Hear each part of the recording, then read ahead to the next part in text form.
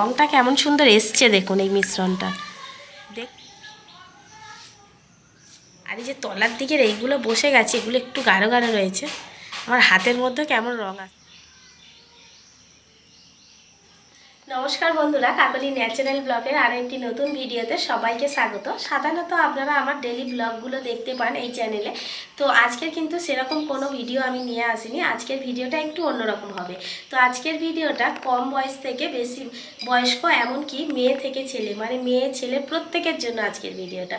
তো এখন যে সমস্যাটা হচ্ছে আমাদের প্রত্যেকের মধ্যে, সেটা হলো আমাদের মাথার চুল নিয়ে। কারণ যেটা দেখতে পাচ্ছি, কম বয়সেই বেশি তাড়াতাড়ি কিন্তু ছেলে কিংবা মেয়ে, আমি কিন্তু উভয়ের জন্যই বলছি, প্রত্যেকে দেখছি খুব তাড়াতাড়ি চুলটা পেকে যাচ্ছে। এমনকি যাদের চুল পেকে গেছে, যারা বেশি বয়স্ক লোক কিংবা কম বয়সী রয়েছে, আজকের ভিডিওটা স্পেশালি তাদের জন্য। তাছাড়াও যাদের চুল এখনো পর্যন্ত পাকেনি, কালো রয়েছে, আগামী দিনে যাতে তাড়াতাড়ি চুলটা পেকে সাদা না হয়ে যায়, তার জন্য কিন্তু আজকের আমি খুব সুন্দর জিনিস আপনাদের সাথে শেয়ার করব। তো আপনারা পুরো ভিডিওটা দেখতে থাকুন, আশা করছি খুবই ভালো লাগবে।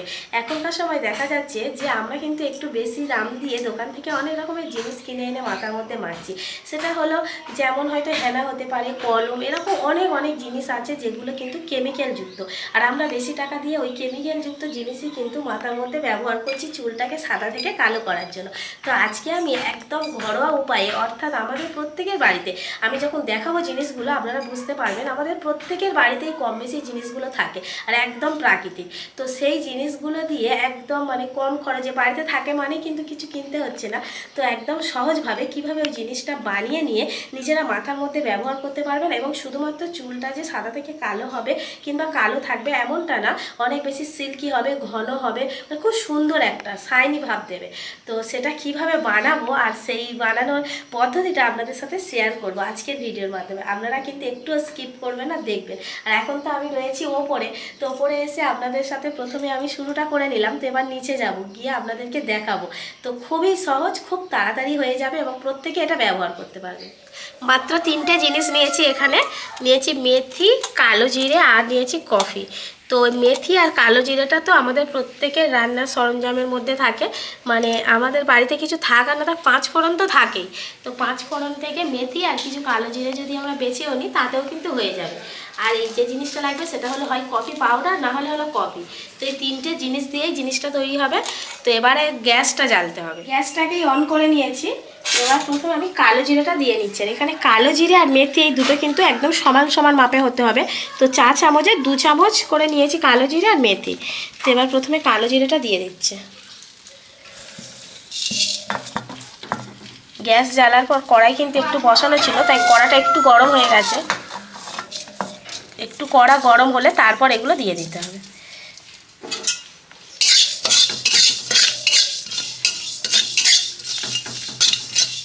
এবার কালো জিরের সাথে মেথিটাও আমি দিয়ে দিচ্ছি।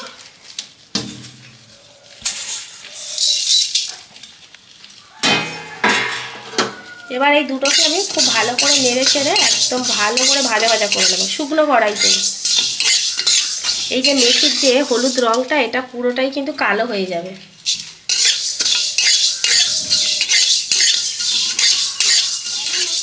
আর গ্যাসের যে আঁচটা রয়েছে, আঁচটাকে আমি একদম মিডিয়ামে করে দিয়েছি। মিডিয়ামে করে এইভাবে অনবরত নাড়তে হবে, নাড়তে নাড়তে সুন্দর একটা রং চলে আসবে। আর মেথি আর কালো জিরে দুটোই কিন্তু আমাদের চুলের জন্য খুবই উপকার।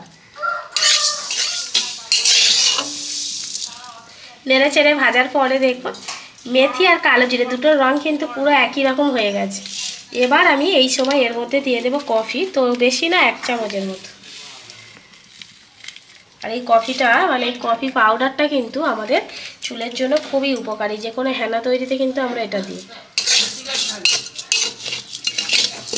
এইভাবে একটু আবারও নেড়ে চেড়ে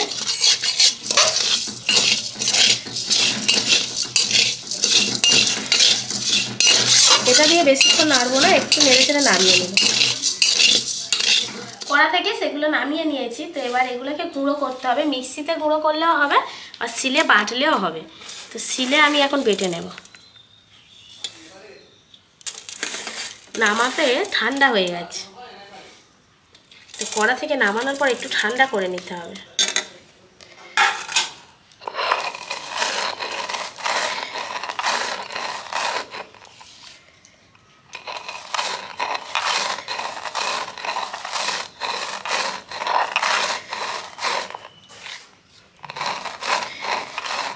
একদম মিহি করে গুঁড়ো করতে হবে।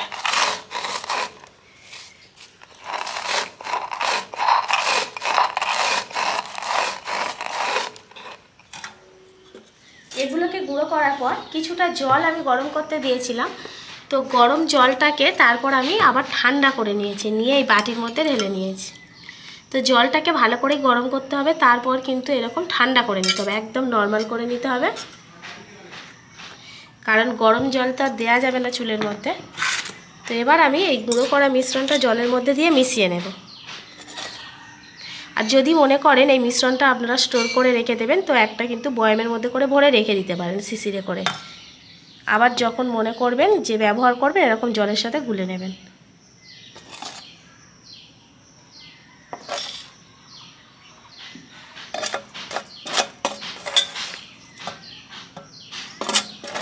পুরোটাই দিয়ে দিচ্ছি।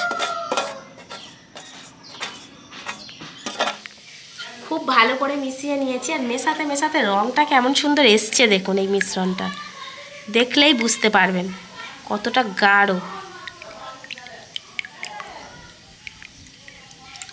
তো এবার এটাকে নিয়ে মাথায় মাখতে হবে। এবার একটা ব্রাশ নিয়েছি, ব্রাশের সাহায্যে নিজেই নিজের চুলের মধ্যে লাগাবো, কারোর দরকার হবে না। আর যদি সাদা চুলের মধ্যে লাগানো যেত তো খুবই ভালো হতো, যেহেতু মানে বাড়িতে কেউ নেই, আমি আমার চুলেই মাখতে হবে। তো আমার চুল তো সাদা না কালো, তাও ওই সামনের দিকে যে লাল লাল একটা ভাব রয়েছে চুলে, এটাও কিন্তু চলে যাবে।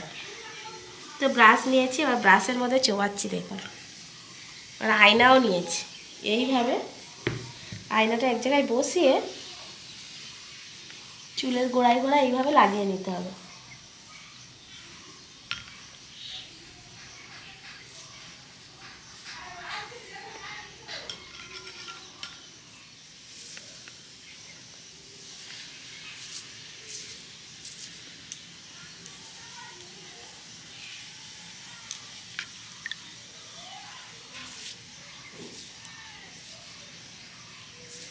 আর এটা যে হয়েছে খুব মোটা না, যে একদম আঠার মতো চুলের মধ্যে এঁটে থাকবে তা না, খুবই মানে একদম পাতলা মতো।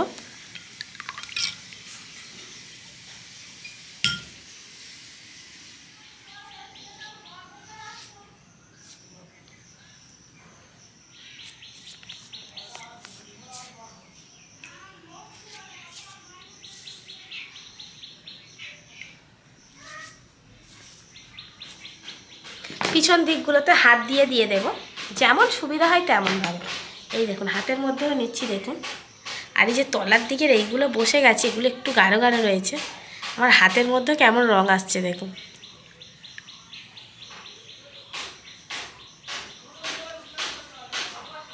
সমস্ত চুলের মধ্যে দেব।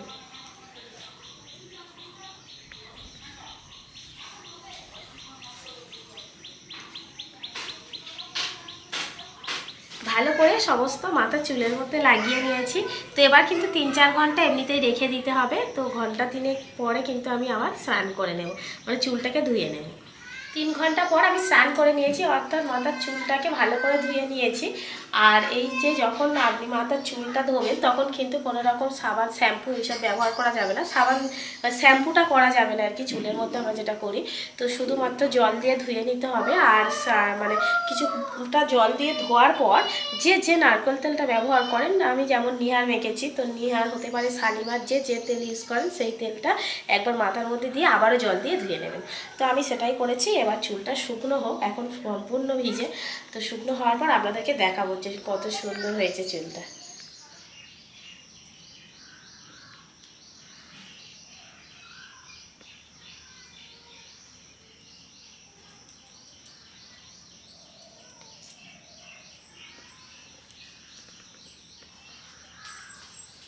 তো চুল কিন্তু আমার শুকিয়ে গেছে। আর আপনারা সবাই কিন্তু এই জিনিসটা ব্যবহার করতে পারেন, যাদের মাথায় চুল পেকেছে তারাও করতে পারেন, যাদের চুল এখনও কালো রয়েছে পাকেনি তারাও ব্যবহার করতে পারেন, ছেলে মেয়ে প্রত্যেকেই কিন্তু এই জিনিসটা ব্যবহার করতে পারেন।